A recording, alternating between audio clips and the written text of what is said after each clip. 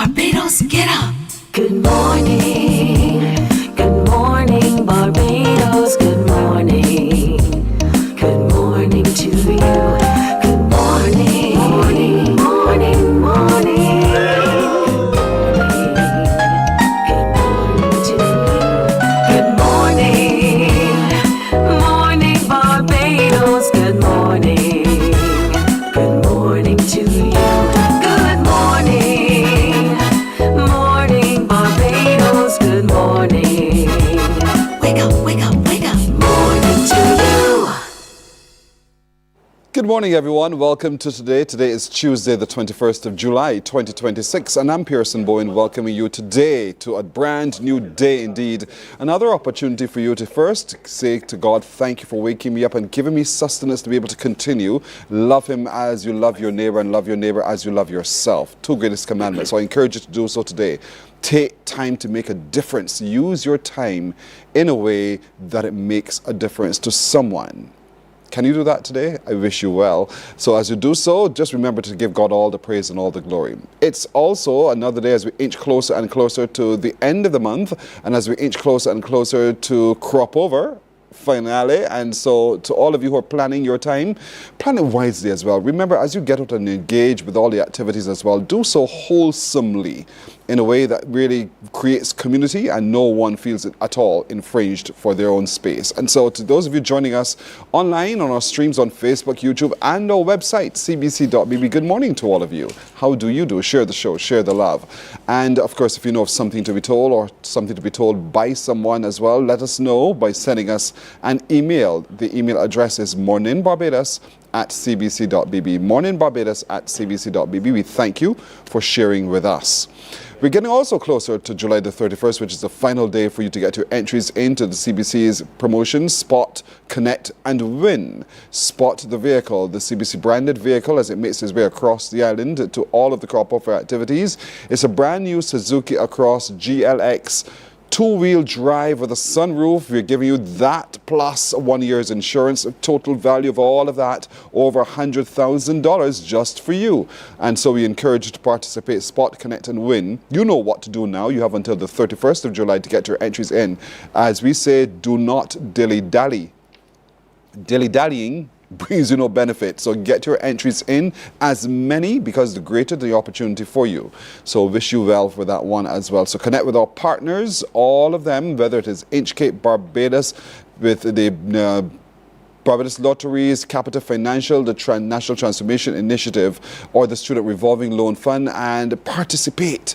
You have a chance to win and drive away in that brand new Suzuki Across GLX, two-wheel drive, hybrid vehicle with a sunroof.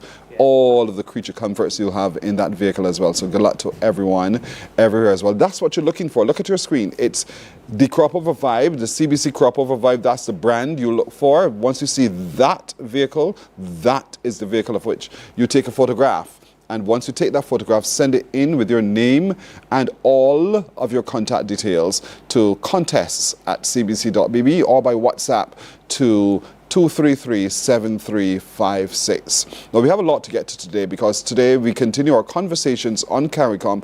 We get a report from Ambassador David Commichon, who's back from representing CARICOM and Barbados at an opportunity in the United Kingdom. We'll hear from him in just a little while about the outcome there and some of the things that will flow therefrom. Also, Sunday for many was one of those days that you shall never forget. We had the final of the FIFA Football World Cup, and I'm not sure if the result was the one that you're looking forward to having, but our football analyst will sit with us as we review the game and take a look from his perspective as to some of the outstanding moments of that particular final. Also today, we'll share with you performances from the recently concluded Scotiabank Junior Monarch competition, both in soca and in calypso. Also, members of the House of Soca will stop over for crop over this morning. Can't wait to talk to them. And there is an upcoming documentation of those from Barbados who took the journey to the UK to work in the London transport, the bus drivers and bus conductors. We'll talk to the people behind that initiative this morning. It's 5 after the hour. We'll take a break. When we come back, we get started in our conversations on CARICOM. Morning, morning, morning. Good morning. Good morning to you. Preserve your personal priceless memories. Here at CBC, we transfer VHS, DVDs, Beta, U-matic, and DV cam tapes to modern digital formats. Safely, quickly, and affordably.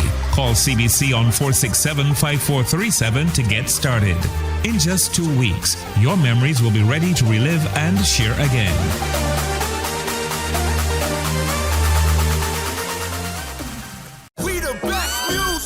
Are you ready to turn it all the way up? We make you feel good. Your #1 party station. Non-stop hits and the latest trends in music, fashion, and everything lit. Hit us up on socials at 981 Barbados on IG and 98.1 The One on Facebook. This is your world, your playlist. Morning, morning, morning. Good morning. Good morning to you. 7 minutes after the hour now, as we turn our attention to our conversations on CARICOM. Welcome everyone to the conversations on CARICOM. This is one segment which I always look forward to every week, and I know a number of you do as well, because it informs you of the workings of CARICOM and the things that are really at the front burner of CARICOM as the people we need to know, because we lend our support and our voice to.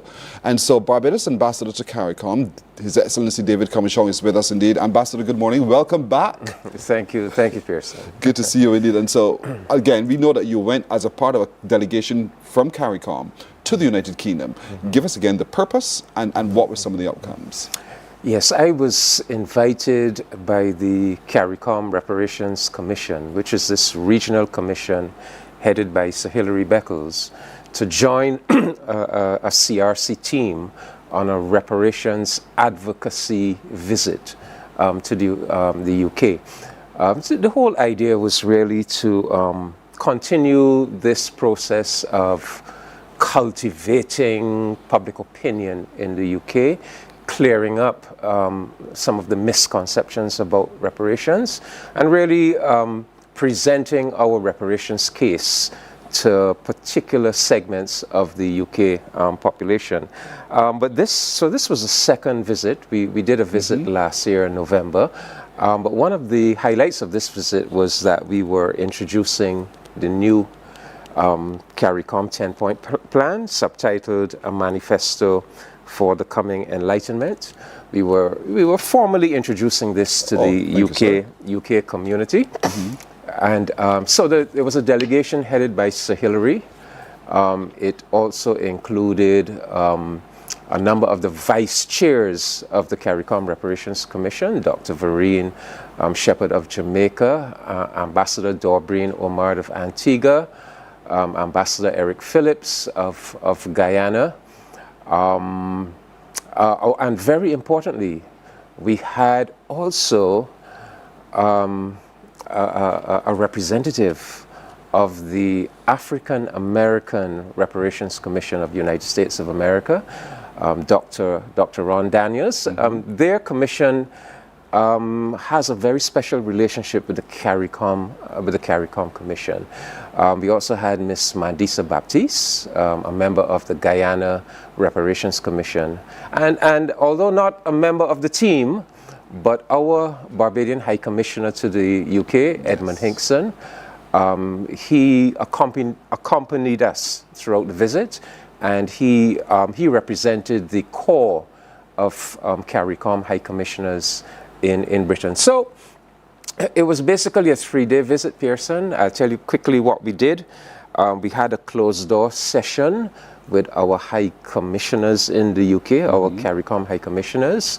We had a town hall meeting at the University of London. We had a private session with bishops of the Church of England.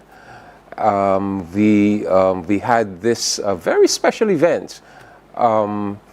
We had a session at the British Parliament, hosted by Member of Parliament, Belle Ribeiro Addy. She's an MP, but she is the chair of the all-party parliamentary group on reparations. We also had a private meeting with a very outstanding firm of human rights lawyers, the firm of Lide in London.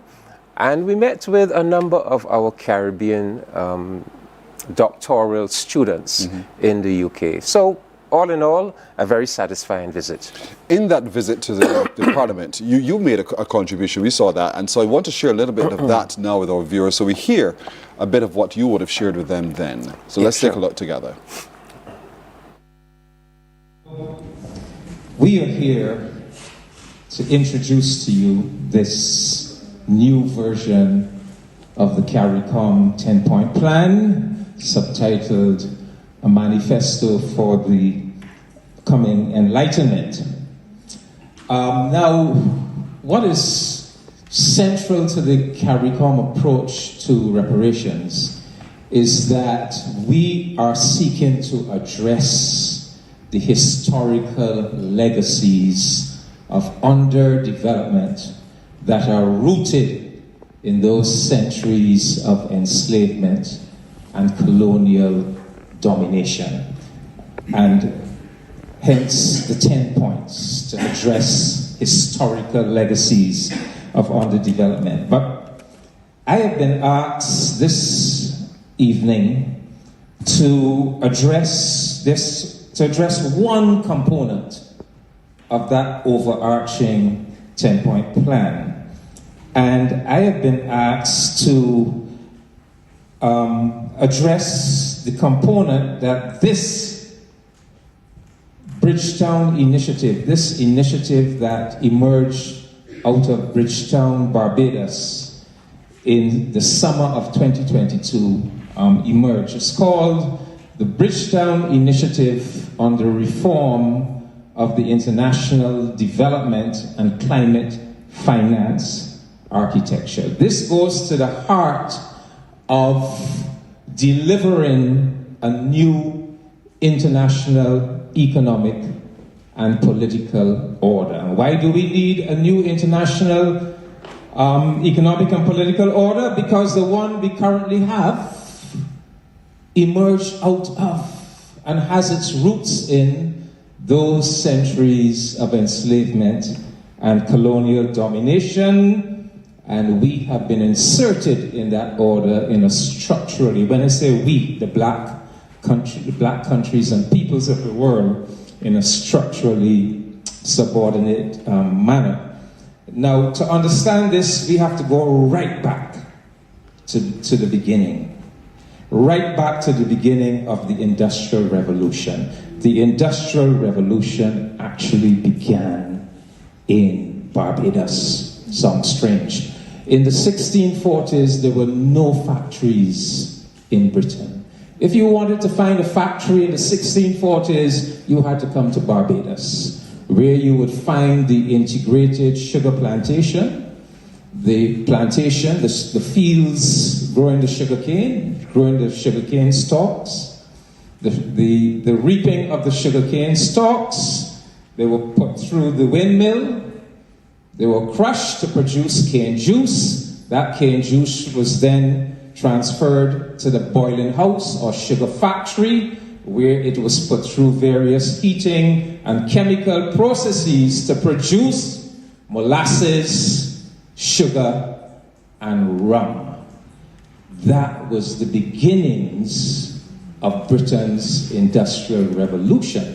And that proto-industrial enterprise in 1640s Barbados was run by enslaved Africans. They called them slaves, but when you looked on the plantation manifesto, you saw carpenter, blacksmith, cooper, sugar boiler.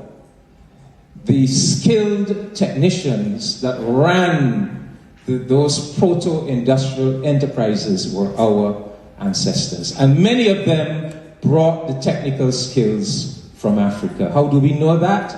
Well, we know that because the historians have done the research that showed that, for example, the category of carpenters, that there was a disproportionate number of carpenters who were continental Africans as opposed to Creoles born in the Caribbean. In other words, they brought the skills with them. Now, so that proto-industrial enterprise provided the early capital that was siphoned off from the Caribbean, from places like Barbados and Jamaica and Antigua and St. Kitts, siphoned off to London to fuel the industrial development that took place here.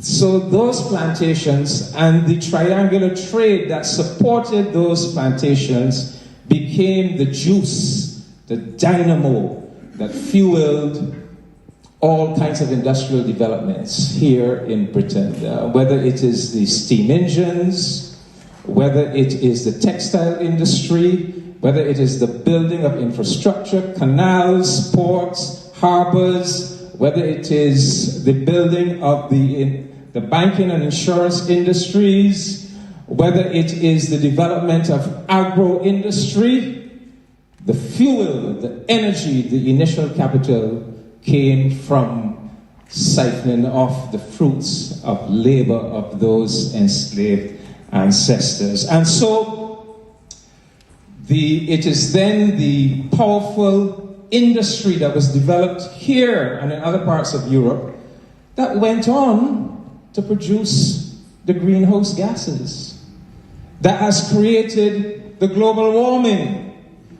And we had those resources stolen from us, we are twice victimized, because not only were we the victims of that theft of the fruits of our labor, but now our countries are on the front line of the climate crisis. So we are the European countries created the global warming, but it is us in the Caribbean that are facing the increasingly violent and hostile hurricanes that can destroy our countries in 24 hours. So Hilary Beckles has written the classic book, How Britain Underdeveloped the Caribbean. Walter Rodney predated him with How Europe Underdeveloped Africa. And it is the same argument that Britain's development was purchased at the price of the underdevelopment of the Caribbean. Europe's development was purchased at the price of the underdevelopment of Africa. So part of the one component of the reparations campaign is to address that international economic and political order that came out of that history. And the Bridgetown Initiative is one such instrument.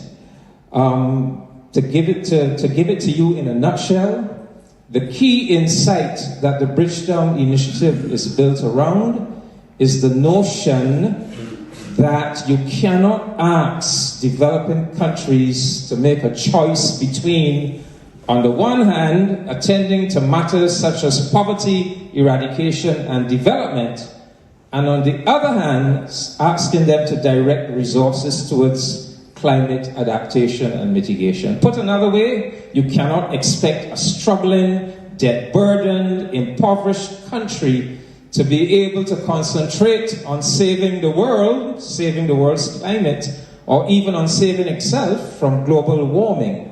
And so the Bridgetown Initiative asserts that we have to so radically reform the international economic and financial system that we equip it with the capacity, scale, ambition, and intention to facilitate developing countries to pursue and achieve the sustainable development goals while simultaneously pursuing and achieving climate adaptation and mitigation. So it says that we have to do both things simultaneously. We have to deal with the climate crisis while at the very same time dealing with issues of development. So if you go through, and you can Google this, you can find it online. This is the third iteration of the Bridgetown Initiative. It's called Bridgetown Initiative 3.0. But if you go through it, you will see where all the things it is calling for.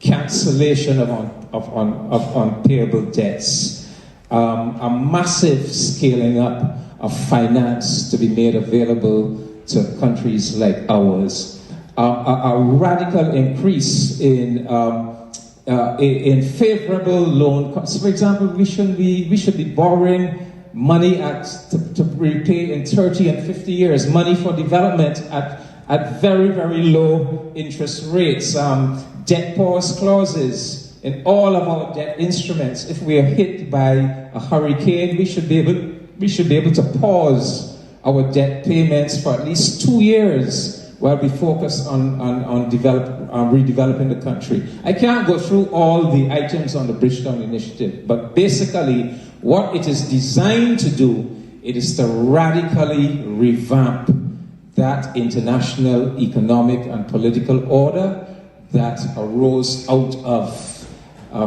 those centuries of structural exploitation and robbery of us and our people, and to revamp that order and to make it much more supportive and facilitatory for Black and brown nations and people. Thank you very much. I'll let that sink for just a moment. We'll take a break right here. When we come back, we'll pick it up from there and continue our conversations on CARICOM. Morning, morning, morning. Good morning. Good morning to you. Are you ready to turn it all the way up? We make you feel good. Your #1 party station.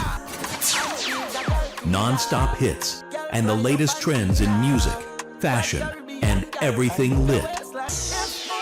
Hit us up on socials at 981 Barbados on IG and 98.1 The One on Facebook.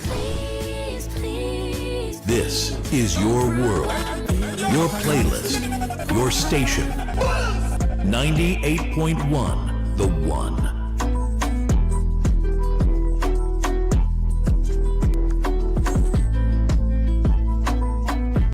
Books open your heart, your mind, and your soul. They are educational, entertaining, inspiring, and motivating. Are you an author of a recent book you want to share?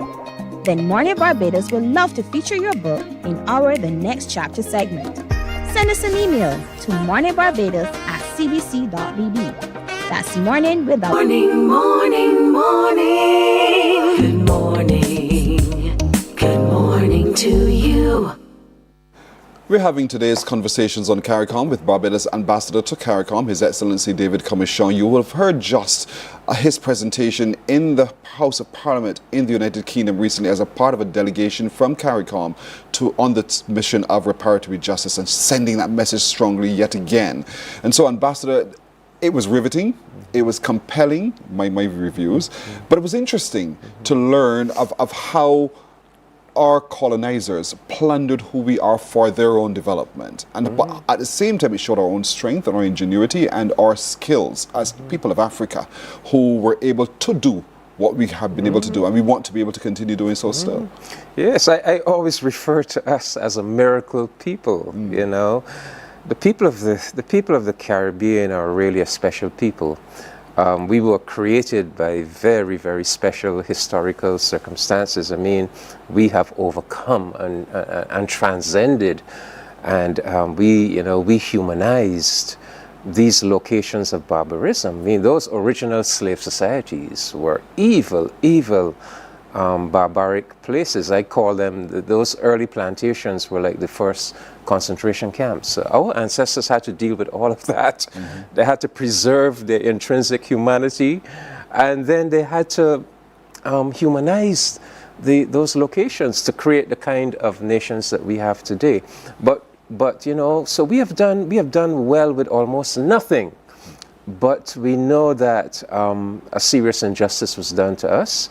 We know that in spite of all the superhuman efforts we have made to progress, we know that the system is still stacked against us. It's still skewed from that history. And so this is what the reparations is really all about. It's not simply to say a harm was done to us in the past and we want payment for that. No, it goes way beyond that. That is a component of it. I mean, the reparations thing begins with recognizing the historical crime that was done. But the reparations campaign is really about addressing all of the present day negative consequences of that crime that still exists today. So while the Bridgetown Initiative is not a direct component of the reparations campaign, yet its purpose is in keeping with the overall mission of the reparations campaign, to transform this still neo-colonialist international system that privileges European countries in a way that those financial institutions still privilege the countries that benefited from that crime versus how they treat the countries that were the victims of that crime. And we are saying no, all of this really needs to change. That injustice has to be corrected.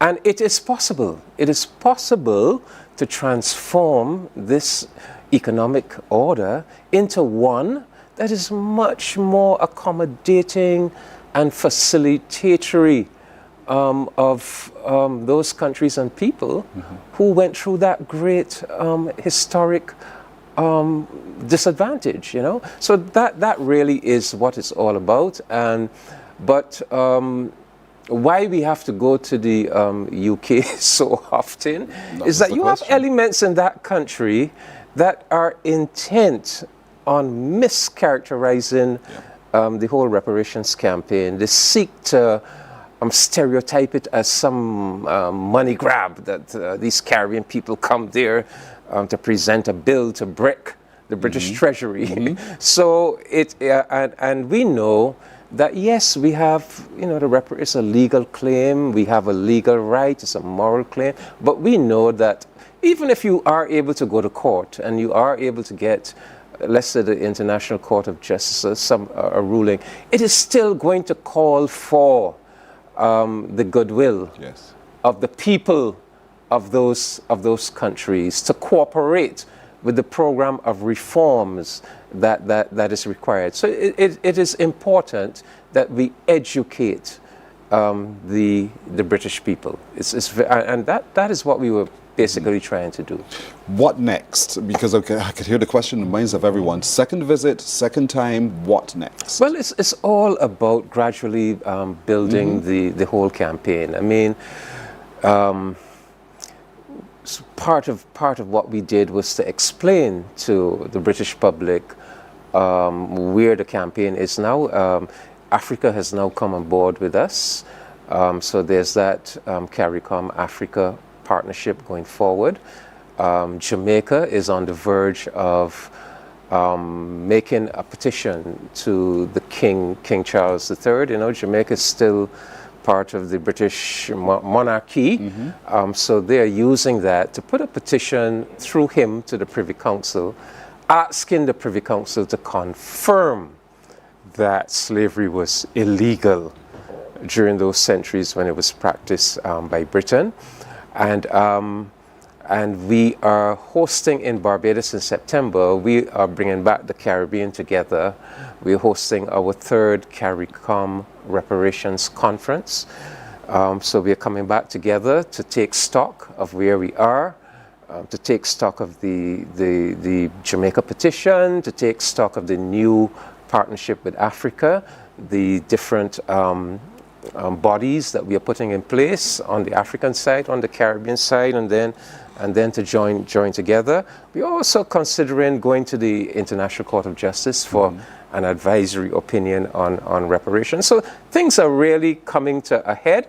But even while things are coming to a head in that kind of fundamental way, there are a number of subsidiary initiatives taking place. So, for example, the Church of England, they have recognized their complicity, and they have made an apology, and they have come up with a program to put in place £100 million fund, basically to do reparations type initiatives. That has come under some attack from conservative reactionary members within the church, and so we were able to meet with the bishops, including Bishop Rosemary Mallet, who is of Barbadian descent, also Bishop David Walker, and Reverend Dr. Duncan Dormer, who is actually involved with the Society for the Propagation of the Gospel, and they actually have a reparatory justice program with Codrington College here in Barbados. So they're very important reparations outside of that fundamental claim to the government, to the national governments. And I should stress, it's not just the national government of the UK, it's the national governments of 10 European countries that were involved in both native genocide and African enslavement in the Caribbean. But aside from that fundamental claim directed at the national governments, there are these other subsidiary initiatives that are currently taking place and that are delivering results. So there's a lot still. You know, we know the image of Woody Woodpecker, you know, chip, chip, chip, chip, chip until the hole was bored. And so that's what we're doing here now. Yes. As well, we're chipping and chipping and chipping all the way through until we get the breakthrough that we seek. I know also part of the news recently would have been the passing of our national hero, the Right Excellent Sir Garfield Sobers. I'd like to hear from you, your recollection. Well, you know, I landed at Grantley Adams Airport on Friday. And you know, when you land, your WhatsApp kicks in. Yes. And as I opened my phone in the plane, the very first thing I saw was the shocking news of the passing of Sir Gary. And very sad. Sir Gary, well, first of all, Sir Gary used to be my neighbor, my next door neighbor. Sir Gary lived, as a teenager, lived at Highgate Gardens in the Methodist Manse. Yes. And Sir Gary lived right next door. So I knew Sir Gary from that time, and I knew his children and so forth. But Sir Gary was an icon of the Caribbean community. Sir Gary was actually the recipient of the highest honor that CARICOM can give. That's the Order of the Caribbean Community. It was bestowed on Sir Gary in 1998, the same year that he was made a national hero of Barbados. So he was an icon not just for Barbados, but for the entire Caribbean community. And Sir Gary is a very special, of the 11 national heroes, you know, Sir Gary is very special because Sir Gary is the national hero that demonstrated to us our capacity as a people and as a nation, as small as we are, that Sir Gary, who just a total product of Barbadian society, you know, Baylan, the BCL, elementary school boy, and yet from that grassroots Barbadian society, we produced an individual who became an international precedent setter, an individual who was able to take the medium of cricket and add something unique to it, take it almost to another level, right? And that was his native genius. That was totally born, bred, manufactured, and developed right here in Barbados, you know? And so he demonstrated to us our capacity, and he gave us a basis for sentiments of self-confidence and self-belief. And yes, so very, very, very special to us. And I think Sir Gary has become kind of part of our folk culture. Yep. And so he will live on. He will live on in the culture, in the hearts and minds of the Caribbean people for many, many, many years to come. Ambassador, I want to thank you for that comment indeed. And that concludes today's Conversations on CARICOM. Morning Barbados is back with more right after this. Morning, morning, morning. Good morning. Good morning to you.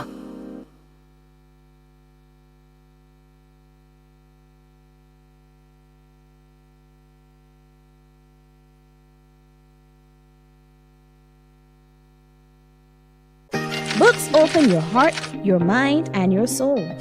They are educational, entertaining, inspiring, and motivating. Are you an author of a recent book you want to share? Then Mornin Barbados would love to feature your book in our The Next Chapter segment. Send us an email to morninbarbados@cbc.bb. That's morning without the G. Come and let us turn those pages together. Some ask, what makes Barbados so special? We at Mornin Barbados say it's you, our exceptional youth. You are talented, resilient, and inspirational. You are the epitome of the Barbadian spirit, testing the boundaries of your creativity. If you are an entrepreneur, artist, baker, designer, author, or have done anything you think should be highlighted, email us at morninbarbados@cbc.bb. Let us show the Morning, morning. Good morning. Good morning to you. We are 23 minutes now to go to 7 o'clock. You know, on the time clock while we were watching the FIFA Football World Cup, I was watching the clock as well, weren't you? Because that game between Spain and Argentina was epic for many, many reasons indeed. And so we want to look at that now with our football analyst, Shad Simmons. Shad, you were here. Morning, by the way. Yeah, you were morning. here. You watched the game with thousands in Barbados as well. What was that game like for you? I honestly expected a little more from Argentina. Yeah. Spain came to play. To be honest, Spain looked like they wanted the game and wanted it over in the 90 minutes. But Argentina, to me, brought this aggressiveness, which is a South American nature, playing that aggressive way, trying probably to break up play as much as possible, also to probably get to the heads of the Spaniards, to break them off the stride a little bit. But I think Spain was constantly pressuring all the time, and I think the better team won in the end. I mean, so much so to the end, after the game, you know, there was a fight. Yeah. Between which FIFA is now investigating, because with the potential possibly for banning some of the players from Argentina. I know you probably didn't see that this morning. Oh, yeah. I didn't That's see in the that news this morning. And so here we are now at the end of it all, but Messi was the man of the moment for a lot of people who were supporting the Argentinians. Yeah, so most football fans that was watching, I think that was one of the main reasons we was disappointed a little bit. We wanted a little more from him as well, to think he was out the game totally. He was isolated totally. I think that was a good game plan from Spain, but to see him had to go out like that and to see him in tears in the end, it was a little heartbreaking, but that's how sports goes, and I think Spain was the victorious and definitely deserved to win the game overall to me. So from the strategy of Spain now, yes, they were attacking, they were always there, they were always making sure they closed all the loopholes and the like. Who was the outstanding player from Spain's team? Well, going through the tournament, I think that Spain was a collective group, to be honest. They had a little few one-on-one guys, but I think Rodri was the playmaker from beginning to end. He was controlling the pace of the game, which he did well. Also, the likes of Fabian Ruiz and those guys in the midfield, Danny Olmo, those guys continue to press, win back the ball retention as fast as possible. So I think that was Spain's best attribute, getting back the ball as fast as possible, keeping possession, trying to tire out Argentina as much as possible. Got them chasing. We call it cat a corner. Every time they try to win it, you pass it, you keep it moving, and it could be frustrating playing against a team like that. Was age a factor from your perspective? The average age of the Spanish players versus the Argentinians? I can't say, to be honest, because we see Argentina come through the tournament, and most of those games was up to 120. So Argentina actually played the most minutes between the two teams, and they managed it very well. So I can't say it's the age. I just think it was down to tactics, and I think that the Spanish coach, he deserves a lot of credit, to be honest. Quietly went about his business, not in the spotlight. The spotlight was on France, Argentina, Spain, creep, and definitely made it to the finals and came out victorious. This was their second winning of the FIFA World Cup? Yes. I think it is, right. And so when you stop for a moment and look at the strategy, because you're complimenting all the time you're commenting here, the compliments to the strategy employed by the Spanish team, how much of that do you think we in the Caribbean can pull and extract for ourselves? When you look at, I saw a picture, I think it was yesterday.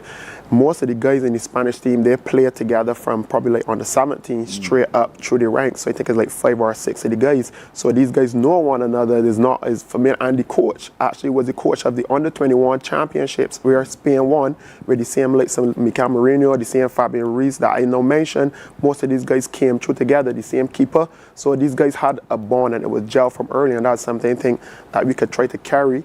If we could start at a young age and keep the guys together, so that when they get to that senior level, everybody's not going to make it. Yeah. That's sports. But if you could at least get a group of 6 or 7 amongst one another, I think that would help a lot. And I think that's what grows Spain's football, from the ladies to the senior team and to the juniors. They have a very, very good structure. So some people are not surprised to see that Spain doing so well compared to the rest of the nations. And I think that's something we in the Caribbean, we could implement as in a young age group academy, start as early as possible and keep it going all through up to the seniors.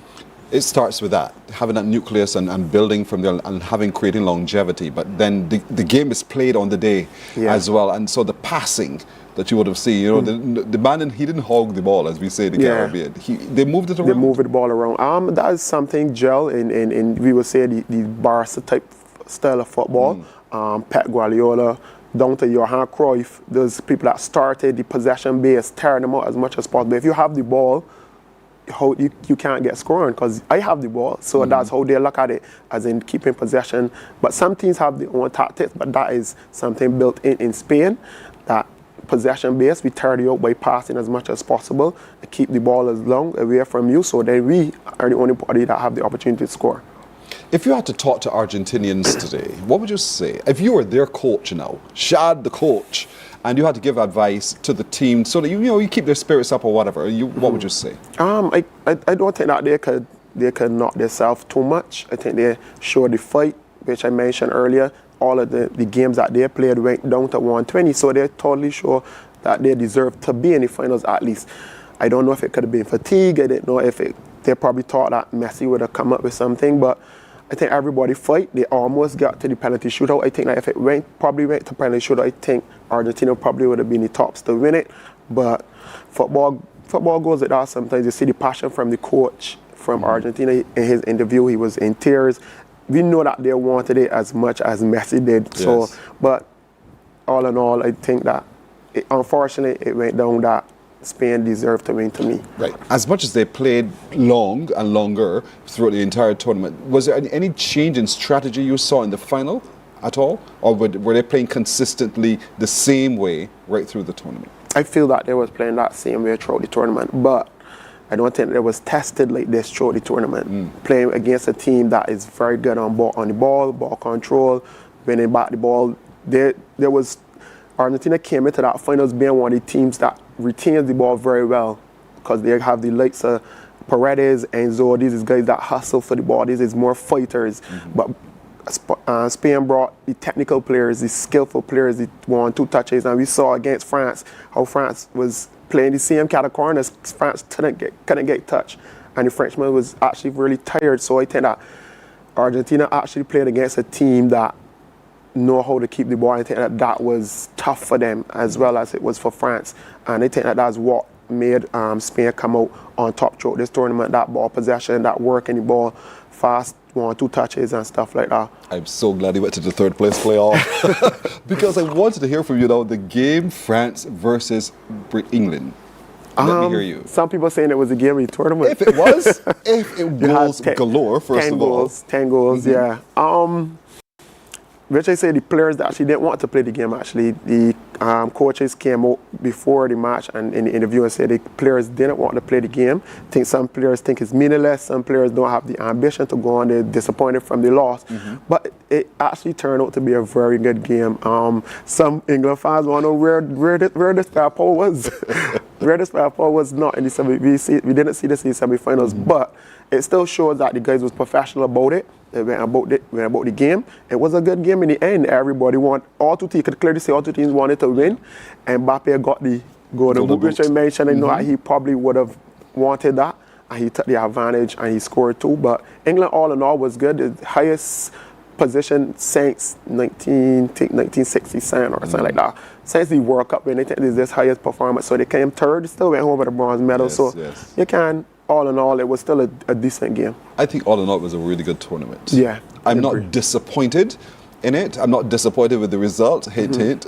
And so, in all, whether it's the third place playoff or the final. And I'm sure, Shad, you feel the very same way. Yeah. Yes. Good. Yes, for sure. Good man, indeed. But I think you did phenomenal work throughout the season as well. I want to compliment you on your knowledge of the game and understanding of the strategies that were played out right before us as well. And I really want to thank you for your analysis this morning. Yeah, thanks. No problem. Always a pleasure. Always a pleasure? Yeah. That means you're always available. Yes. Good man. So I'm not going to forget that, okay? Yeah, no problem. Shad Simmons is his name, indeed, and so we thank him for his contribution to our World Cup glory right here on TV8 all through the season, indeed, and so we're looking forward to even more from him in other exploits as time progresses.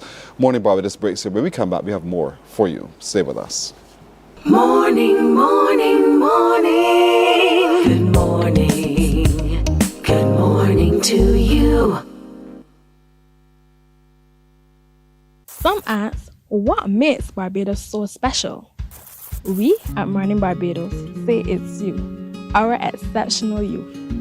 You are talented, resilient, and inspirational. You are the epitome of the Barbadian spirit, testing the boundaries of your creativity.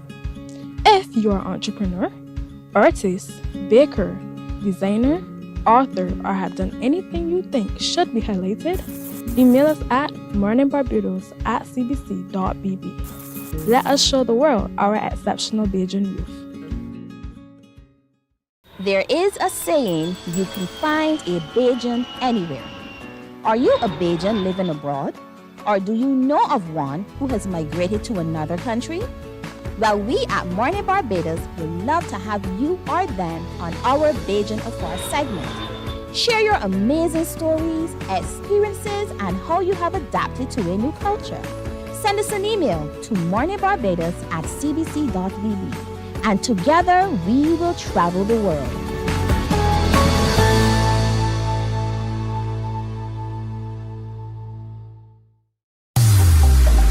Preserve your personal priceless memories. Here at CBC, we transfer VHS, DVDs, Beta, U-matic, and DV cam tapes to modern digital formats. Safely, quickly, and affordably. Call CBC on 467-5437 to get started. In just 2 Morning, morning, morning. Good morning. Good morning to you. Get ready for this, ladies and gentlemen. The newly minted Scotiabank Junior Calypso Monarch 2026 for Barbados, Master Kajay. This talented student of the Charles F. Broome Memorial School has been immersed in music since the age of 2. A drummer.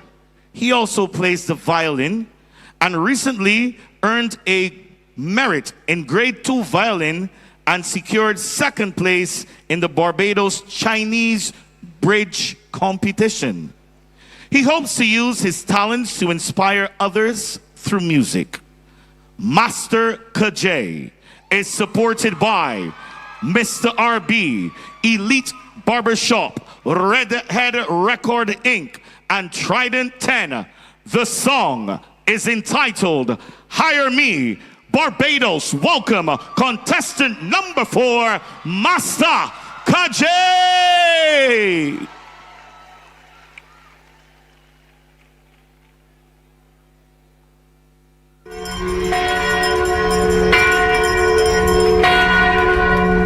A bell was ringing last night at the Westbury Primary School, and it was not the school bell. Prison will remain safe with the Barbados Day Party. Thank you and good night.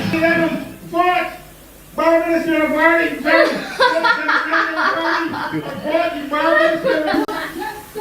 Kajay, you don't have homework to do? Mommy, please give me 5 more minutes. There's something I really like. I stand with a party that knows that young people are not the problem. Young people are the power. Young people are the push. And young people are the future in motion. Today, as we continue transforming Barbados, I am proud to introduce Future Voices, Leaders in the Making, a unique mentorship program for aspiring young leaders ages 9 to 14. Participants will shadow current ministers, campaign alongside them, and attend Parliament one day each week as part of the curriculum, gaining first-hand experience in leadership and public service.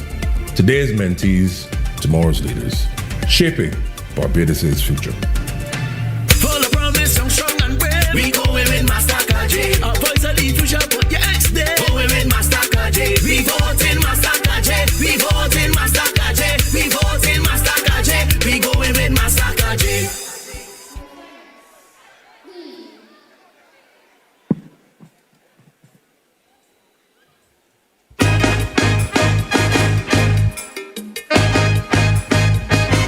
This is the first time I paid attention to elections.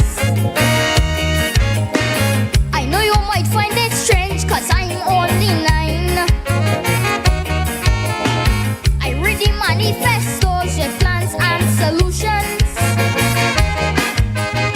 I watch the campaign streaming online. I know the politicians talk for me to hear. So respectfully, I give them a listening ear. I must admit, I learn a thing or two. So I put it in song to sing for you. Crime in the air, Belgians in fear. My generation suffering every day. So I must be the change I want to see. So a politician is who I want to be. Hear me, until me hire me, let me be junior PM in this country. I will buy nuts, not for children like me, but in keeping with the nutrition policy.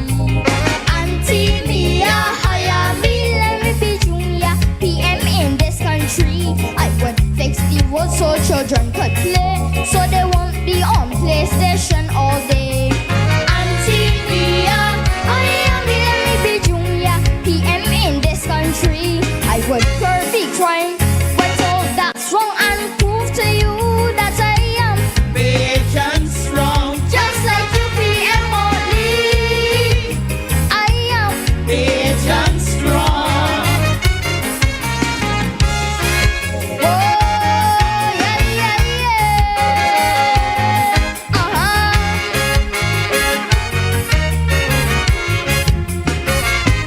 This is the first time I paid attention to elections.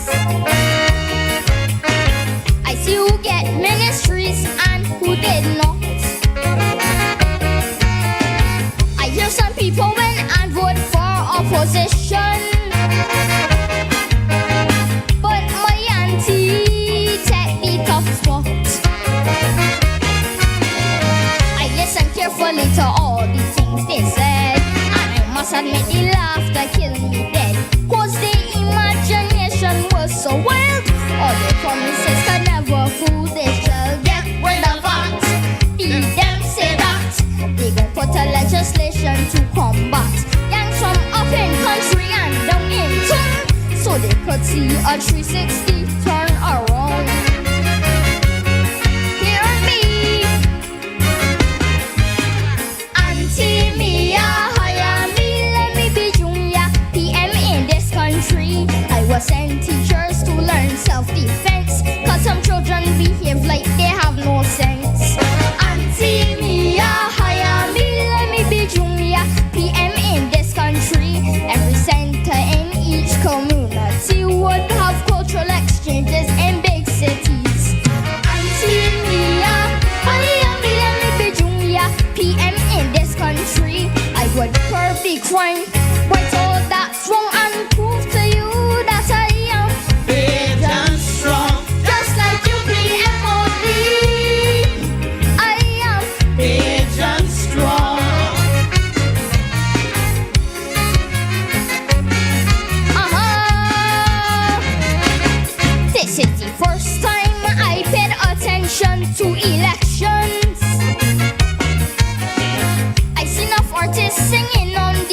campaign trail. It was a crop over just election edition. See them appearing every night without fail. I tell myself that it's really good for me as I grow in the cultural industry. Maybe Minister of Culture, I could be just like Gypsy over auntie. Every DJ on the airways would play local music every day. All the smart that they play inside the van is the first thing that I would like to ban. Hear me, Auntie Mia, hire me, let me be junior PM in this country. I would raise the juniors prize money and have cultural exchanges in big cities. Auntie Mia, hire me, let me be junior PM in this country. Every child in Bim will learn how to swim, play a sport, learn language and instruments. 大家好，我叫卡季，今年9岁，来自 Auntie Mia, hire me, let me be junior PM in this country. I would like your vote. Now I'm young, cause I'll be forever big and strong, just like you PM only. I am big and strong, and for the love of my country, I am big and strong.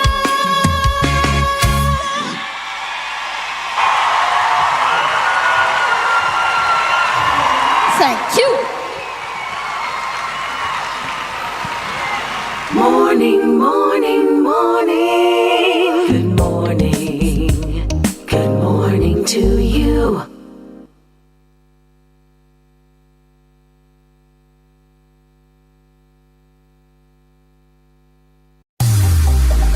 Preserve your personal priceless memories. Here at CBC, we transfer VHS, DVDs, Beta, U-matic, and DV cam tapes to modern digital formats. Safely, quickly, and affordably.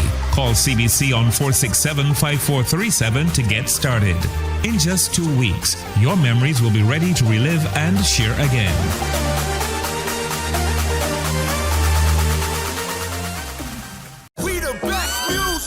Are you ready to turn it all the way up? We make you feel good. Your #1 party station. Non-stop hits and the latest trends in music, fashion, and everything lit. Hit us up on socials at 981 Barbados on IG and 98.1 The One on Facebook. This is your world, your playlist, your station. 98.1 The One.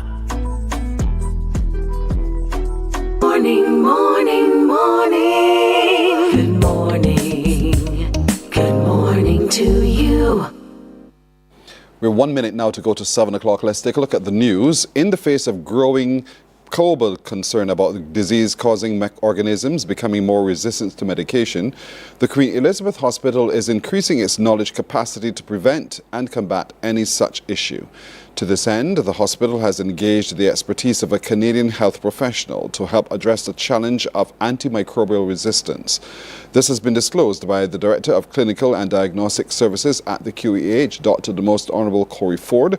He says the QEH recently completed training dealing with what he described as antimicrobial stewardship.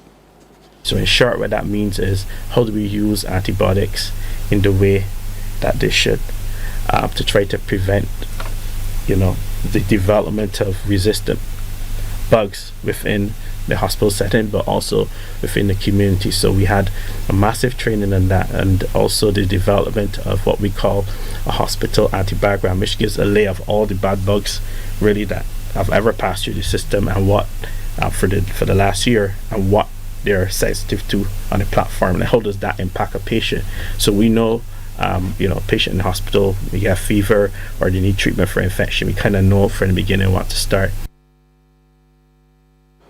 Dr. Ford says that this, along with an increased staff complement within the hospital infection prevention and control unit, is among several improvements the hospital is undertaking. He says they have also established treatment guidelines for common infections, which can decrease the length of time spent in hospital.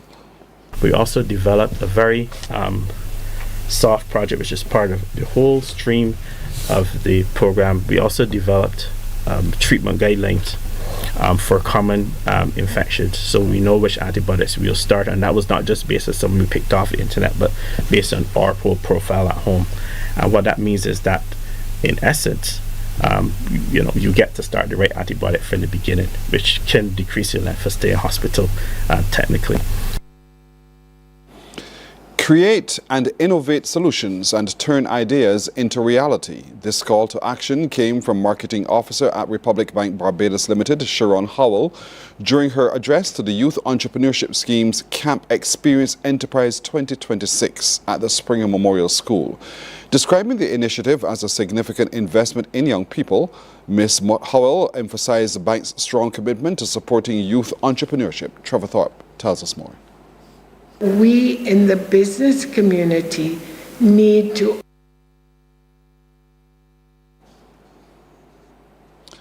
we'd hope to hear that report from Trevor Thorpe, and we do apologize for its absence at this time. The business community is being urged to increase its support for individuals with disabilities, emphasizing the importance of inclusivity and empowerment.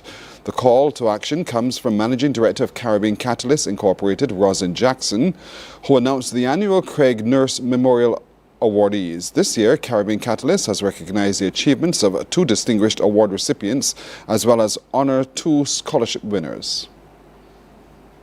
We in the business community need to understand that a disability is not an inability, and accommodating somebody with a disability is not unequal treatment, because we should strive not to treat people equally, but to treat them fairly.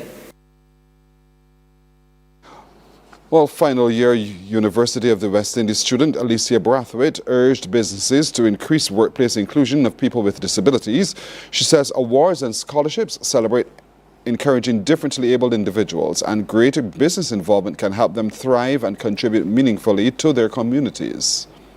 I mostly want to focus on creating policies and, influencing policies that would really benefit those with disabilities within the government service, outside of the government service, in school, for more inclusion, that type of stuff. Let's get back to the report now from Trevor Thorpe, in which there was a call to action from the Marketing Officer of Republic Bank Barbados Limited, Sharon Howell, while addressing the Youth Entrepreneurship Scheme's Camp Experience Enterprise at the Springer Memorial School. Ms. Howell says by collaborating with YES, Republic Bank Barbados aims to nurture creativity, critical thinking, and business skills among the youth, providing them with the tools and opportunities needed to transform their innovative ideas into viable, impactful enterprises. Challenge yourselves, be creative, work together, think boldly, don't be afraid to take risks, ask questions, learn from each other. She expresses the bank's pride in continuing its partnership with the Youth Entrepreneurship Scheme YES for another year, noting that empowering young entrepreneurs is vital for the future growth and innovation of the country. Each team will have the opportunity to showcase the knowledge and skills gained throughout the program as you present your business ideas to the judges.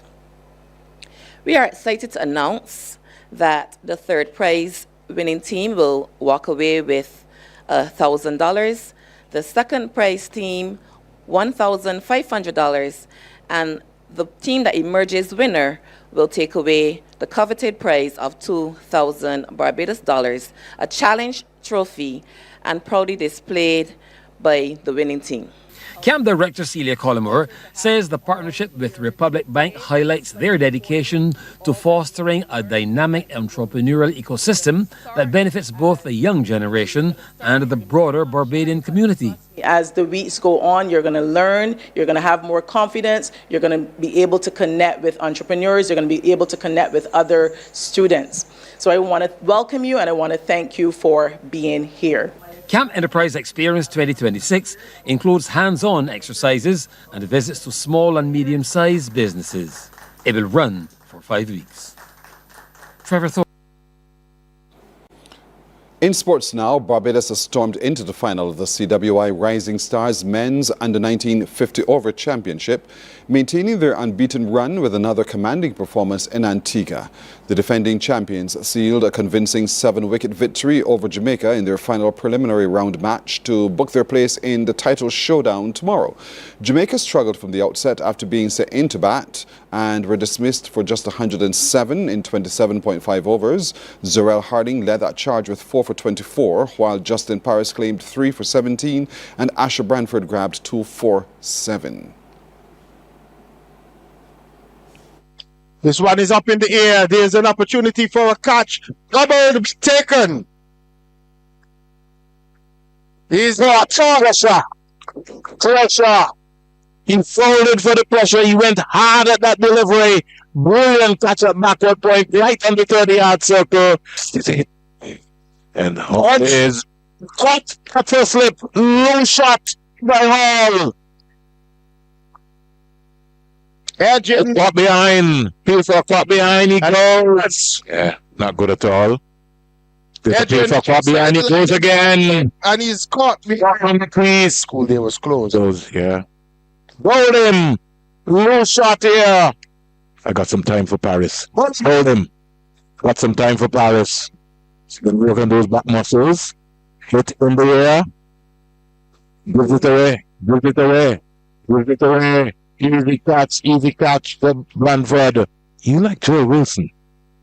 Joel Williams. Innings done, busted, over. Yeah, Jade Moore didn't come to hang around, didn't understand the assignment.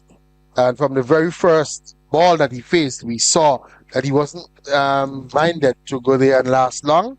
This one, again, just raising his head, having a swing, ball going down into that short third-man position. What was an easy catch. So the Jamaicans bowled out for 107.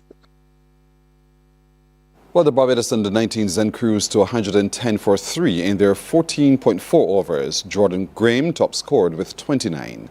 That's a look at news and sports until now. More news and sports coming up at 12 noon right here on TV8. Morning Barbados is back right after this. Morning, morning, morning. Good morning. Good morning to you. Are you ready to turn it all the way up?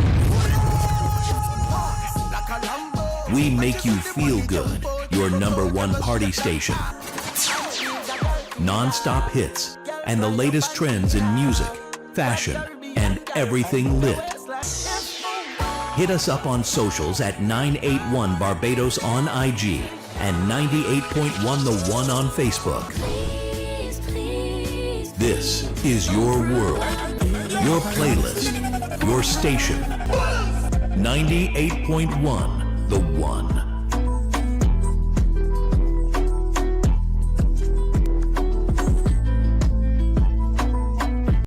Books open your heart, your mind, and your soul. They are educational, entertaining, inspiring, and motivating. Are you an author of a recent book you want to share? Then Mornin Barbados would love to feature your book in our The Next Chapter segment. Send us an email to morninbarbados@cbc.bb. That's morning without the G. Come and let us turn those pages together. Some ask, what makes Barbados so special? We at Mornin Barbados say it's you, our exceptional youth. You are talented, resilient, and inspirational. You are the epitome of the Barbadian spirit, testing the boundaries of your creativity. If you are an entrepreneur, artist, baker, designer, author, or have done anything you think should be highlighted, email us at morninbarbados@cbc.bb. Let us show the world our exceptional Bajan youth. There is a saying, you can find a Bajan anywhere. Are you a Bajan living abroad? Or do you know of one who has migrated to another country? Well, we at Mornin Barbados would love to have you or them on our Morning, morning, morning. Good morning. Good morning to you. We're 11 minutes now after 7 o'clock this Tuesday morning, and so we turn our attention now to, again, reflecting not just on our past, but documenting our history and to tell the story of the times to come as well, and understanding while we do so just what we've been through.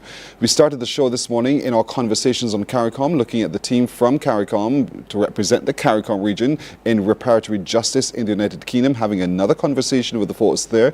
And now, if you stop for just a moment, think of your own people within your household and where they've been and how have they taken their trade to the UK to ply their trades there and spend time as well. How do we benefit? We're talking about that because there's a project ongoing by the University of the West Indies that's tracking those who went to work on the London transport system as bus conductors and drivers, and what that meant to all of us in the region as well. And so joining me this morning is Reverend Buddy Larrier, who is from the Society for the Resettlement of Caribbean Nationals, and the woman who's coordinating the project from the University of the West Indies, Teresa Patterson. Good morning, both of you. Good morning. Good morning. Ms. Patterson, I'll start with you. The project.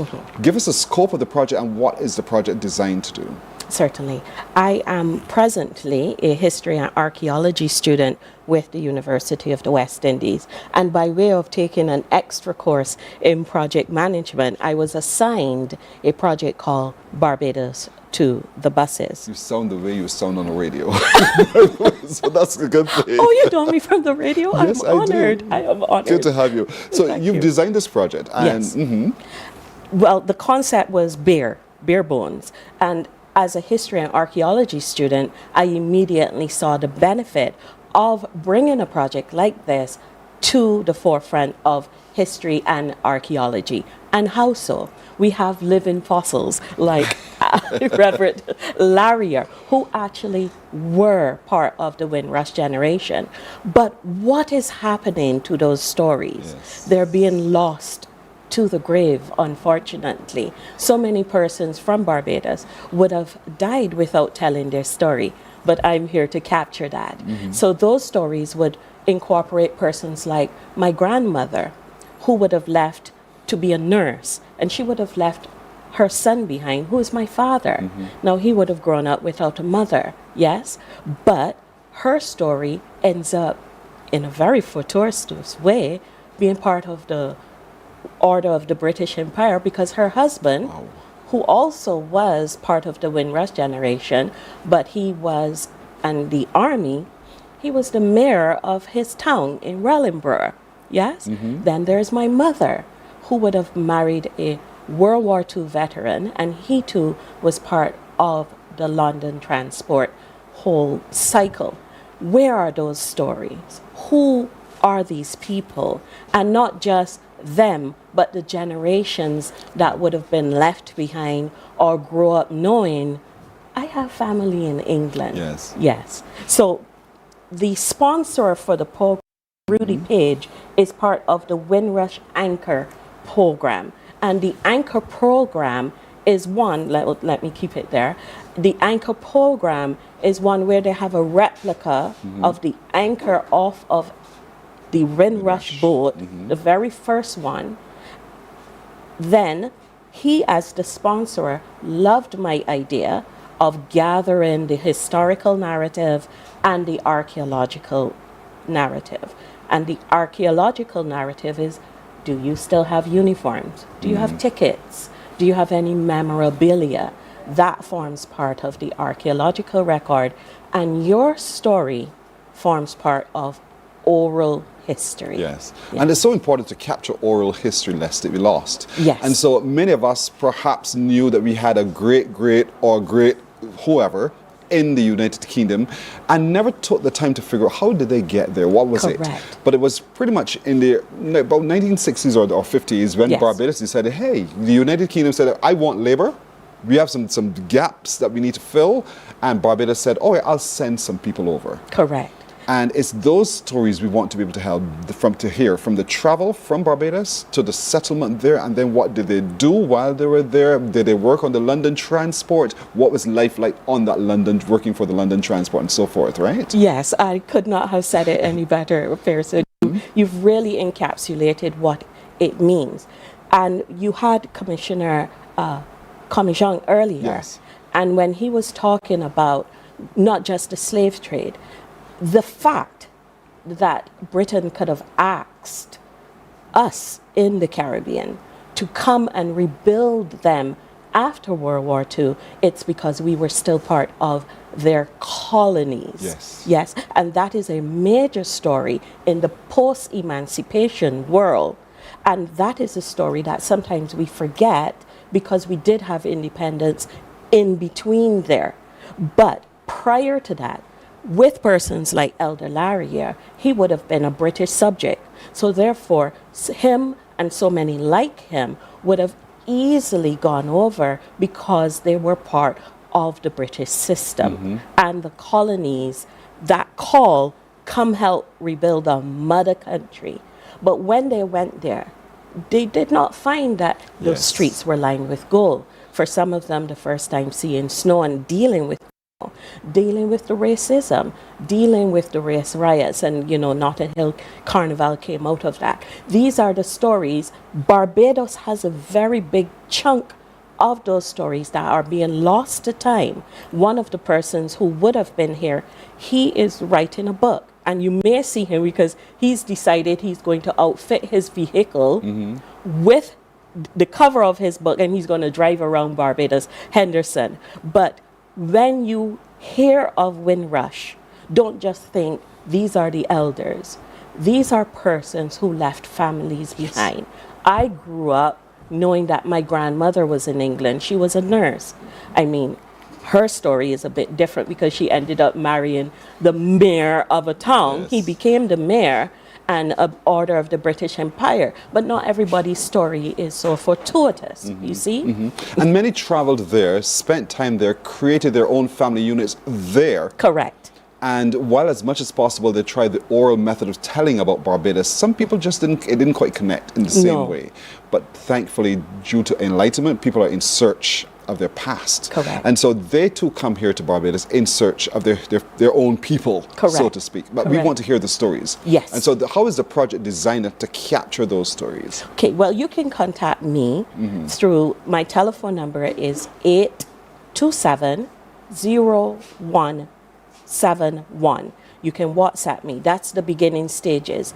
Mr. Rudy Page, who is my sponsor of the program, he is working along with me and the Association of Project Managers in the UK to bring this project even to a documentary stage, because he has programs running in Montserrat and other Caribbean islands as well. Because if we don't seek to get those stories before persons pass away, we are going to lose a significant amount of oral history that tells us truly what happens to persons like Elder Larrier as they live in England. And not just pass away in terms of the physical passing away, but memory tends to fade. Correct. And given how dementia is such a pervasive condition in the region as well, Correct. and with people of our color, memory can go. Yes. And so we want to capture it before it goes. And so when your grandmother or great-grandmother spends time sharing,